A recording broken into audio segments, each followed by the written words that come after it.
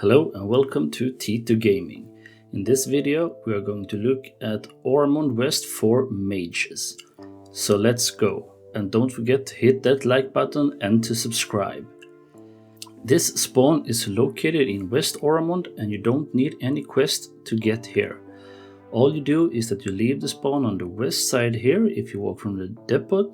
You can also enter down here if you don't have 300 points and if you're coming straight from Oramond Minos. If you're going to hunt here, a good idea is to check if the quarry raid is active, and I would recommend hunting here only when the raid is active, since this will boost your experience a lot and also give you an extra 60 charm points. But since no one really knows how this raid works, you might have to check the spawn a few times. So there is two different paths you can take here depending on how fast you kill and how fast the respawn is on your server. The first one is the one I'm going in the video, and as you can see I have spawned the whole time. The second path is the one shown on the map here, and this gives you a little lower experience, but it should always be spawned for you. When you're hunting here, a good idea, even if you already have 300 Oramond points, is to take the routes all the time. If you have 300 points, you can get a few extra if you need someday for voting in Oramond, like a different monster in CTC for Rapid Weekend.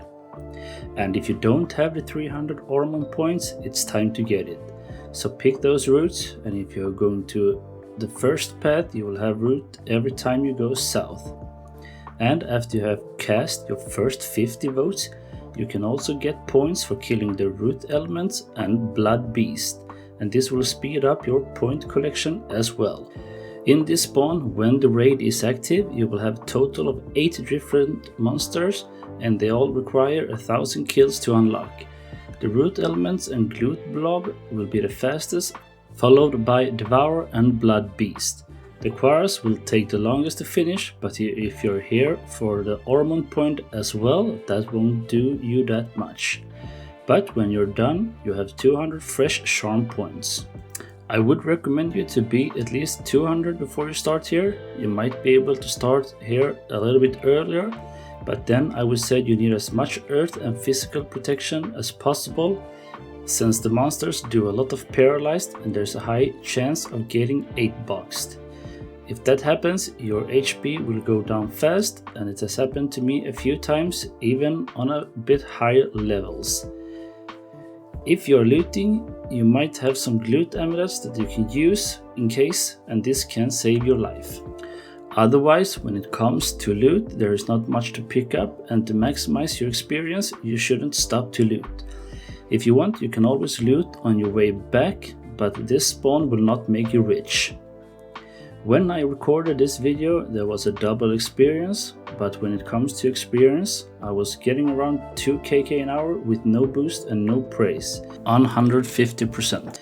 And with boost, I was going as high as 3.7 kk an hour. But here I was hunting with a sorcerer, and they make a little bit more than druid because of their energy spells and UE. For supplies, I was taking around 300 ultimate mana potions, and the rest of the cap I used for thunderstorms, which is the #1 rune to use here. And I'm using 2 mana leech and 1 crit imbue on this hunt.